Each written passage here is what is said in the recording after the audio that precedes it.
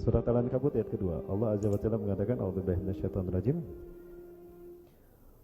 Ahsiban nasu ayyutraku ayyakulu amanna wa hum la yuftanun. Ahsiban nasu, apakah manusia mengira ayyutraku akanlah mereka dibiarkan begitu saja. Ayyakulu, mereka mengatakan amanna, kami beriman, wa hum la yuftanun, sementara mereka tidak diuji. Itu ahasiban nasu, apakah manusia mengira ayyutraku akanlah mereka dibiarkan ayyakulu, mereka mengatakan amanna, kami beriman, wahum la yuftanun, sementara mereka tidak diuji. Pasti diuji. Jadi siapapun yang mengatakan beriman pasti diuji. Ya, ini rumus dari Allah Azza wa Jalla. Nah, ujian ini tujuannya adalah untuk mengukur satu kesungguhan kita, benar nggak ini sungguh-sungguh imannya. Jangan-jangan ada sesuatu selain daripada Allah. Jangan-jangan karena pengen naik pangkat, pengen jabatan, atau pengen dunia. Ya, maka Allah Subhanahu wa taala memberikan ujian kepada mereka yang menyatakan diri beriman. Ya, perlu dibedakan antara muslim dengan beriman. Muslim dan mukmin sama tidak? Beda. Beda. Ada seorang kafir nih ya, ada orang kafir, lalu dia mengucapkan 2 kalimat syahadat, maka statusnya berubah dari kafir menjadi muslim, tapi belum tentu beriman. Karena isyahadatnya, muslimnya belum diwujudkan dengan amal ibadah, belum dibuktikan dalam setelah dia menjalani kehidupan, setelah dia menyatakan diri Islam. Nah, jadi kalau mukmin sudah pasti muslim, muslim belum tentu mukmin. Ya. Sesuatu yang mendorong seseorang untuk muslim ya iman tentunya. Nah, jadi siapapun yang menyatakan diri beriman pasti diuji. Jangankan kita, Rasulullah SAW saja diuji. Terlebih ketika Rasulullah SAW mengalami awal pertama dakwah beliau. Salah satu penyebab di antara banyak hal, kalau saya lihat penyebab utama kenapa Allah Azza wa Jalla memberikan Isra Mi'raj kepada Rasulullah, selain karena memang Allah sudah menakdirkan Rasulullah harus mengalami Isra Mi'raj, tapi penyebab utamanya adalah adanya tekanan demi tekanan, ujian demi ujian yang dialami Rasulullah SAW ketika berdakwah pertama kali. Kita tahu di tahun di mana Rasulullah SAW mengalami Isra dan Mi'raj. Isra Mi'raj terjadi bulan Rajab menurut pendapat yang mu'tabar, karena ada juga yang berpendapat Isra Mi'raj terjadi bulan Ramadan. Ada juga yang menyebutkan bulan Syawal. Tapi yang paling mu'tabar, Isra Mi'raj terjadi di bulan Rajab, tahun ke-11 Bi'atsah. 11 Bi'atsah artinya 11 tahun setelah diutus menjadi Nabi dan Rasul, sebelum hijrah ke Madinah. 2 tahun sebelum hijrah ke Madinah. Kenapa terjadi peristiwa Isra Mi'raj? Sebagai hadiah dari Allah Azza wa Jalla untuk Rasulullah SAW. Kedua, untuk melepaskan Rasulullah dari tekanan demi tekanan yang saat itu berat. Karena para sahabat saat itu mendapatkan goncangan iman yang dahsyat sampai mereka harus kehilangan nyawa mereka. Mereka dipaksa untuk murtad. Ya, sampai Ammar bin Yasir satu keluarga disiksa. Satu keluarga disiksa. Ya, berakhirlah kehidupan Ammar bin Yasir dan Sumayyah. Bapak yang rahmati Allah, sedahsyat apapun ujian yang menimpa mereka, Allah memang sudah memilih mereka sebagai generasi yang terbaik. Iman mereka tidak hilang. Mereka tidak menjual iman Islam mereka, dan mereka menebusnya dengan kematian. Di mana Rasulullah SAW? Kenapa Rasulullah tidak menolong mereka? Bukankah mereka telah beriman karena Rasulullah yang mendakwahinya? Oh, kenapa Rasulullah membiarkan? Tidak, Rasul tidak membiarkan. Rasulullah ada dan Rasulullah menyaksikan. Tapi karena belum punya kekuatan saat itu, umat Islam minoritas. Dan ini catatan, ketika kita minoritas, kita dihabisi. Ketika kita minoritas, kita disiksa. Ketika kita minoritas, kita dibantai. Ujian iman akhir zaman sekarang sedang dialami oleh saudara-saudara kita di Hindu. Setelah Uighur, ada lagi keadaan yang bernama krisis India. Dan ini membuktikan hadis Rasulullah SAW. Ya.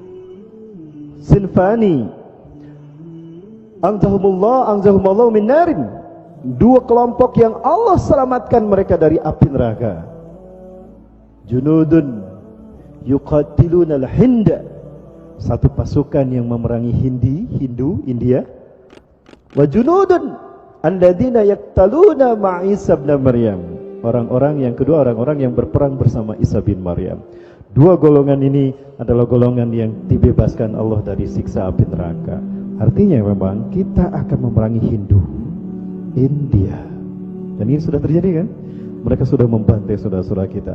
Muslimin muslimat disiksa pakai parang, kemudian dibakar. Masjid dihancurkan dan Al-Quran kitab suci kita dibakar. Ini ujian keimanan yang dulu dialami oleh para sahabat, sekarang dialami oleh saudara-saudara kita. Ya. Sekarang kita sedang dihantui oleh ujian yang namanya virus corona. Masih ingat? Di antara tanda-tanda kecil kejadian kiamat adalah manusia mati seperti matinya seekor kambing. Merebaknya kematian manusia di akhir zaman seperti kambing mati karena penyakit, karena virus. Sekarang karena virus corona. Orang matinya kayak gimana kan? Lihat di Cina. Tiba-tiba di jalan gebruk, kambing pun begitu. Sedang berdiri gebruk. Di kandang berjalan gebruk. Lihat di Iran sekarang sudah terjadi. Apakah ini cocok logi? Lalu di mana benarnya Quran dan hadis? Kalau apa yang terjadi pembuktian hari ini, kalian katakan cocok logi. Persiapkan hujah kalian di hadapan Allah Azza wa Jalla. Mohon maaf, saya tegas Bapak Ibu. Bapak Ibu rahmati Allah, Rasulullah ada saat itu. Rasulullah belum punya kekuatan. Rasulullah tidak bisa menyelamatkan mereka. Rasulullah meneteskan air mata. Rasulullah SAW hanya bisa meneteskan air mata. Begitu pula para sahabat yang masih bisa dihitung jari, ya, masih bisa dihitung jari. Maka kemudian malaikat Jibril turun. Malaikat Jibril turun sambil mengelus-ngelus punggung Rasulullah SAW. Ya. Irfa' ra'saka ya Rasulullah, angkat kepala anda ya Rasulullah. Maka Rasul mengangkat kepalanya ke langit. Maka Rasulullah melihat pintu surga dibukakan untuk mereka yang tadi meninggal dunia. Maka apa kata Rasulullah SAW? Sabron ya ala Yasir, fa inna mau'idakumul jannah. Sabar, sabar wahai keluarga Yasir, tempat kembali kalian surga. Al jannatu tantazirukum, surga menunggu kalian. Hari ini tidak diperangi, tidak diintimidasi, melucuti Islamnya sehelai demi sehelai. Jilbab ditinggalkan, gitu ya. Salat ditinggalkan, padahal tidak diperangi. Di mana? Di negeri autopilot sana, di Gintah Berantah. Saya tidak sebut Indonesia ya. Kalau saya sebut Indonesia, saya ditangkap nanti. Nah, ini ujian iman. Sekali lagi, Allah menyatakan dalam Quran surat Al-Ankabut ayat kedua, bahwa siapapun yang menyatakan diri beriman pada Allah Azza wa Jalla pasti diuji. Apalagi di akhir zaman, fitnah demi fitnah datang bertubi-tubi. Kata Rasulullah, kamaujil badri, tamuju kamaujil bahri, datang bertubi-tubi seperti ombak di lautan. Ada hentinya ombak? Tidak kan? Ombak ini baru sampai, datang ombak berikutnya. Masih porak-poranda umat Islam, belum berdiri seutuhnya, sudah dihantam dengan fitnah-fitnah berikutnya. Sudah ada fitnah salam Pancasila sekarang. Nanti ada fitnah apa lagi? Mereka akan terus memerangi kita. Hatta yaruddukum an dinikum in istata'u. Itu kata Allah. Wala yazaluna yuqatilunakum hatta yaruddukum an dinikum in istata'u. Mereka musuh-musuh Islam tidak akan pernah berhenti memerangi kalian Muhammad sampai kalian murtad dari agama kalian. Tujuan mereka, kita murtad. Ya. Baik, Bapak Ibu rahmati Allah. Ujian yang ini menambah Rasulullah berat melaksanakan tugas dakwah risalah. Sebelumnya Rasulullah sudah dirundung perasaan duka yang mendalam. Rasulullah di tahun yang sama sebelumnya, sebelum peristiwa ini, itu kehilangan orang-orang yang dicintainya. Yang pertama Rasulullah kehilangan istri yang tercinta. Siapa? Siti Khadijah. Seseorang yang pertama kali menyatakan dan membenarkan keislaman, menyatakan keislaman dan membenarkan kenabian dan kerasulan Rasulullah SAW, Siti Khadijah.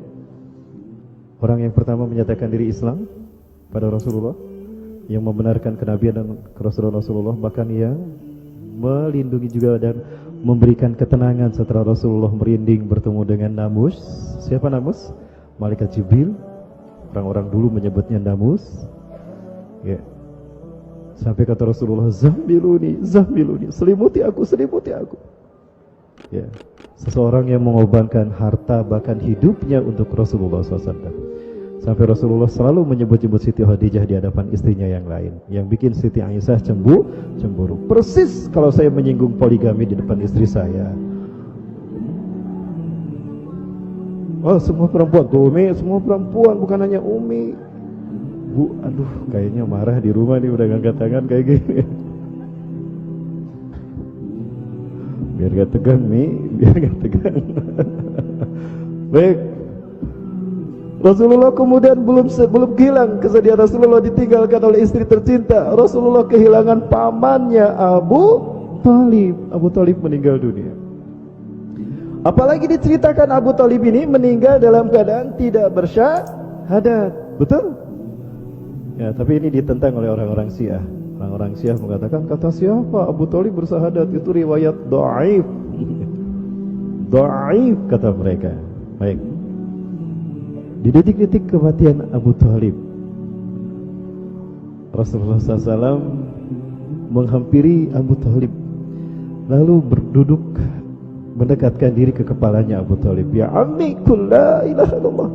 Tanja. Hai paman, ucapkan la ilaha illallah. Selamat engkau paman, dunia dan akhirat. Di akhirat kau akan selamat. Ya, lalu melihat ke Abu Jahal. Kata Abu Jahal, sok weh sahadat, mual dikubur sia sok. Maka terhalang Abu Thalib untuk mengucapkan 2 kalimat syahadat. Kemudian Rasulullah mengatakan, ya ammi, qul la ilaha illallah, ittabi'ani, ikuti saya paman, ucapkan la ilaha illallah. Salamatun alaika fil akhirah, selamat engkau masuk surga nanti di akhirat. Melihat ke Abu Lahab, sok wae mau dihalangan, sok sahadat. Diduruk siapa maneh mau dikubur. Kata Abu Lahab, tuh adik dan kakaknya, adik-adiknya semuanya menghalangi Abu Thalib. Hingga pada akhirnya Israel, malaikat maut menghampiri Rasulullah SAW dan mengatakan, yakfi ya Rasulullah, cukup ya Rasulullah. Maka kemudian mengalir dengan deras air mata Rasulullah terbayang. Pembelaan yang sangat luar biasa kepada Rasulullah SAW kan, selama beliau dakwah, dikorbankan hartanya, kasih sayangnya tumpah pada Rasulullah. Padahal dia punya Abu Thalib, punya Ali bin Abi Thalib, punya Ja'far, tapi sayang pada Rasulullah karena tahu Rasulullah istimewa. Tapi di akhir hayatnya tidak mengucapkan 2 kalimat syahadat. Andaikan Abu Thalib menyatakan keislamannya, surganya adalah sama dengan Rasulullah. Maksudnya tetangga Rasul di surga. Tidak sama, tapi tetangga Rasul di surga. Karena surga Rasulullah hanya satu, tidak diberikan pada yang lain.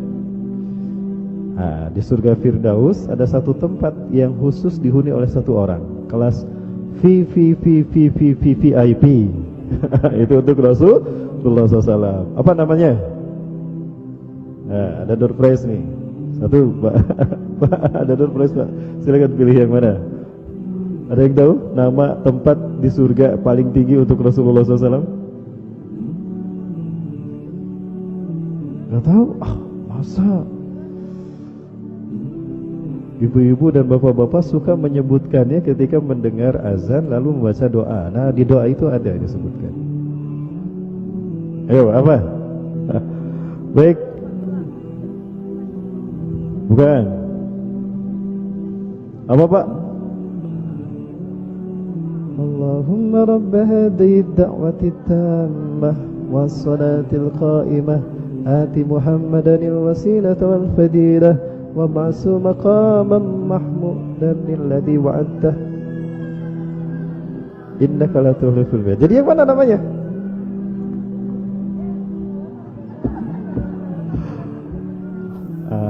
Gak ada ya, alhamdulillah. Makanannya tidak berkurang, berarti buat saya semua. Al-wasilah ati Muhammadanil wasilah. Berikanlah kepada Muhammad al-wasilah.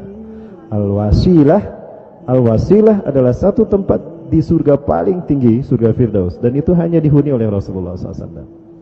Indah, luar biasa. Baik. Tekanan demi tekanan ini yang dialami Rasulullah SAW, ditinggalkan 2 orang tercintanya, Siti Khadijah dan Abu Thalib, membuat Rasulullah sangat bersedih. Maka tahun itu dinamakan Amul Hazan, tahun kesedihan. Belum lagi hilang kesedihan itu, para sahabatnya disiksa satu persatu, termasuk Bilal bin Rabah. Bilal bin Rabah yang menyatakan beriman pun, beliau pun sama, disiksa juga. Dia memang ummi, tapi dia tidak pernah melupakan sedikit pun apa yang diwahyukan padanya, dan tidak ada perubahan pada apa yang Allah perintahkan. هذا هو القرآن.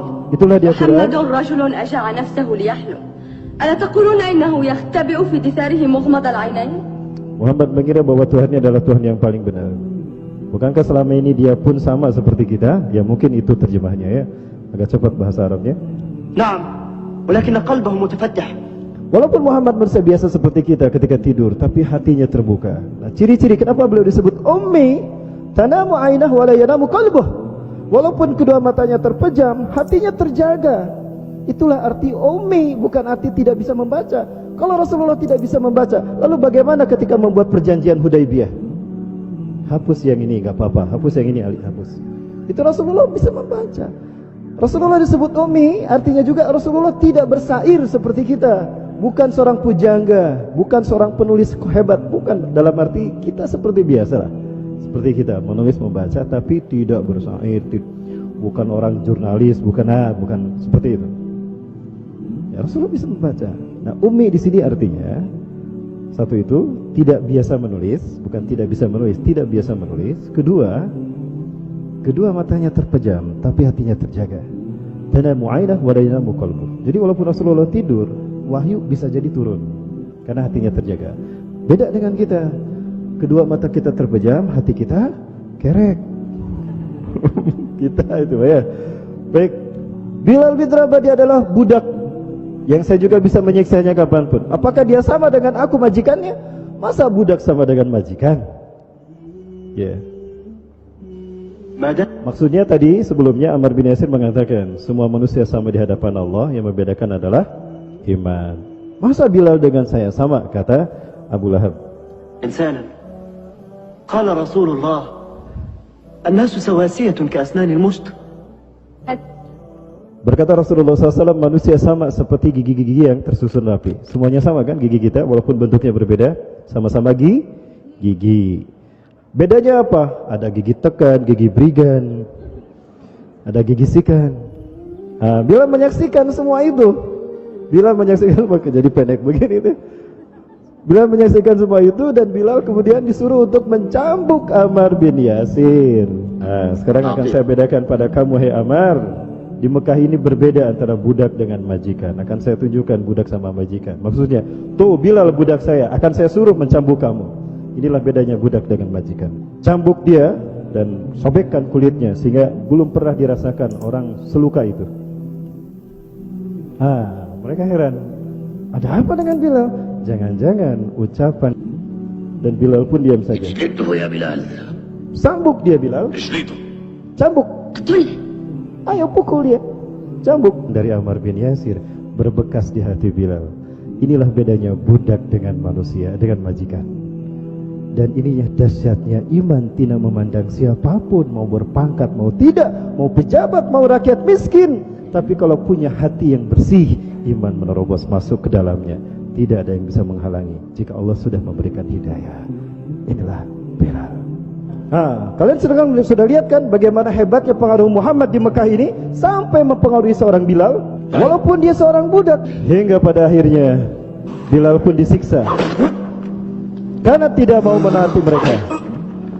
Begitu pula zaman sekarang, ketika sistem dipegang oleh orang-orang yang buruk akhlaknya, buruk iman Islamnya, maka orang-orang yang melawan sistem buruk tadi ditangkap, disiksa, bahkan dibunuh. Betul? Tidak ada perubahan. Sekali lagi, siapapun yang menyatakan beriman dulu dan sekarang, pasti Allah uji, termasuk saya, termasuk Bapak Ibu sekalian. Sebentar lagi ujian itu akan makin membesar. Intinya apa? Kualitas iman kita yang akan Allah pertanyakan. Betulkah kalian bersungguh-sungguh dengan beriman kepadaku? Betul. Tadi ayatnya kan? Hasiban nasu an yusraku ay yaqulu amanna wa hum la yuftanun. Apakah mengira manusia akan dibiarkan begitu saja mengatakan beriman, sementara kami belum menguji mereka sampai kami tahu man yu'minu bihaqqa, siapa yang beriman dengan benar, Ya, atau siapa yang memang hanya mencari dunia, ibtigha'a min ghairillah, izzat, mencari selain daripada Allah, pangkat, jabatan, hadiah, apapun. Bilal bin Rabah belum bertemu Rasulullah dan Rasulullah belum mendakwahi Bilal bin Rabah, tapi hanya mendengar dari Ammar bin Yasir, Bilal bin Rabah beriman. Dan luar biasa, surat Al-Ikhlas belum turun. Maaf. Sudah turun. Tapi Bilal belum mendengarnya kan? Tapi Bilal mengatakan ahad. Sehingga dalam Al-Quran surat Al-Ikhlas, Qul huwallahu ahad. Kenapa harus mengatakan ahad? Luar biasa. Bu, kalau saya berhitung dimulai dari 1, setelah 1, setelah 2, setelah 3, ada hentinya tidak? Tidak. Kalau saya mau berhitung dimulai dari 1, setelah itu 2, 3, 4, 5 and etc. Ya, terus tidak ada hentinya. Tapi kalau ahad, apa kata sesudah ahad? Apa bilangan sesudah ahad? Tidak ada. Ahad, satu dan hanya satu-satunya. Subhanallah. Ini keyakinan Bilal. Cuma satu, nggak ada duanya. Setelah ahad apa? Kalau setelah 1 ada 2, setelah 1 ada 2, setelah siji wahid ada isnen. Ya. Inilah Bilal bin Rabah. Dia membayar imannya dengan penyiksaan seperti ini. Begitulah ketika iman masuk ke dalam hati seseorang, cobaan apapun, goncangan apapun terhadap imannya, dia mantap. Dahsyatnya fitnah akhir zaman, tidak menderanya, karena iman telah bersayang dalam hati manusia. Inilah puncak keimanan. Terakhir adalah bahwa jika kita bersama Allah, Allah bersama kita, tidak akan ada yang bisa membahayakan kita. Ini nasihat dari Rasulullah dan nasihat kita untuk menghadapi goncangan iman akhir zaman ya. Nasihat Rasulullah kepada Abdullah bin Abbas. Perasaan saya sudah sampaikan di sini. Masih lupa apa sudah ingat, Bu? Sudah saya sampaikan. Ayo buka halaman 10 tuh. Rasulullah memberikan nasihat kepada Abdullah bin Abbas untuk menghadapi, bekal kita menghadapi ujian iman akhir zaman. Apa? Rasulullah bersabda, "Ya gulam, inni u'allimuka kalimatin." Wahai anakku, aku akan mengajarkan beberapa kalimat penting untukmu. Yang pertama, ihfazillah yahfazuka. Jagalah Allah dalam dirimu, hidupkan hukum Allah dalam hidupmu, wujudkan iman Islam kamu dalam bentuk amal perbuatanmu, maka Allah akan menjagamu. Kalau Allah sudah menjaga kita, ada yang bisa membahayakan kita? Tidak ada. Makanya ada kalimat zikir yang wajib, yang bukannya wajib, yang disunahkan untuk kita baca. Bismillahilladzi la yadurru ma'asmihi syai'un fil ardi wa la fis sama' wa huwas samiul alim. Dengan menyebut nama Allah yang tidak ada yang bisa membahayakan sesuatu pun, baik di langit ataupun di bumi ataupun di langit, bersama nama Allah.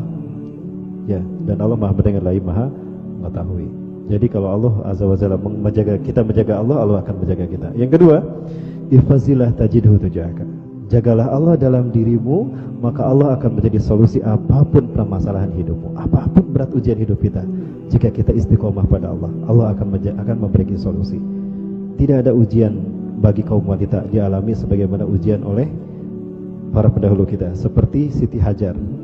Berat kan Siti Hajar? Nabi Ismail sampai kekerjepan, sampai mau meninggal dunia.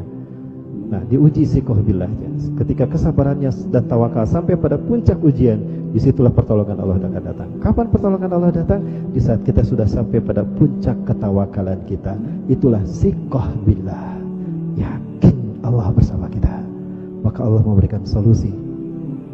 Bapak Ibu, jauh mana dengan antara Saudi Arabia dengan Uighur ke Wuhan, tempat epidemik sumber dari virus corona? Jauh mana Saudi Arabia dengan Uighur ke Wuhan? Jauh Saudi Arabia kan? Baik, Uighur itu tetangganya Wuhan, dan Wuhan pusat sumber daripada virus corona. Ada seorang muslim Uighur terkena corona? Ada yang pernah mendengar?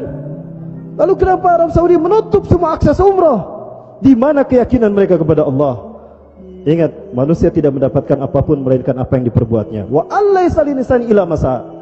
Tidak ada yang didapatkan manusia melainkan seperti apa yang diinginkannya. Pulang kami dari sana Bapak Ibu, ditahan jemaah haji tidak bisa berangkat ke sana. Yang di Jeddah pun itu tertahan untuk masuk ke Masjidil Haram. Kenapa? Deteksi aja di sana, obati di perbatasan. Jangan sampai masjid ke Masjidil Haram. Kami diperiksa memang Bapak Ibu. Pulang ke Cengkareng pun kami diperiksa, Bu. Ya, pakai X-ray begitu apabila ada virus corona, pakai. Ternyata saya ditangkap, Bu. Karena ada virus corona, bukan corona. Jadi Bapak Ibu, ini akidah. Yang penting kita hidup sehat sesuai dengan Quran dan Sunnah. Allah akan menjadi solusi apapun kesulitan hidup kita. Konon sekarang Indonesia sudah banyak yang terkena virus corona. Ujian iman bagi kita. Tawakal pada Allah ya. Jaga, yang penting kita hidup bersih. Cuci tangan sebelum makan. Ya, cuci tangan sebelum makan. Baca bismillah sebelum makan. Baca bismillah sebelum ngahwab. Ucapkan alhamdulillah ketika terap. Baik, aduh gak selesai ini. Yang ketiga kata Rasulullah, fa'lam, yakini wahai anakku, law anna al-ummah istama'u ala yanfa'uka bi syai'in, andaikan umat manusia berkumpul untuk menolong kamu, la yanfa'uka bi syai'in, engkau tidak akan tertolong, engkau tidak akan selamat, illa bi syai'in qad katabahu Allahu lak, kecuali jika memang Allah menakdirkan kamu harus selamat saat itu. Jadi selamatnya kita, tertolongnya kita sudah dicatat di Lauhul Mahfuz. Ya. Yang kedua, itu yang ketiga. Yang berikut yang keempat, yang terakhir. Walau annal umma ijtama'u ala ayyadurruka bi syai'in, dan andaikan umat manusia berkumpul, Zionis, Cina, Israel, Amerika berkumpul untuk membantai kamu, lam yadurruka bi syai'in, kamu tidak akan celaka. Illa bi syai'in qad katabahu Allahu 'alaik, kecuali jika memang kamu harus celaka hari itu. Rufiatil aqlam, diangkat pena kita, takdir kita, dan kerah kering catatan takdir kita di Lauhul Mahfuz. Yuk kita tawakal pada Allah Subhanahu wa taala. Ujian demi ujian akhir zaman ini yang mengguncang iman kita, ini ujian. Kita istiqomah ataupun tidak dengan keimanan kita.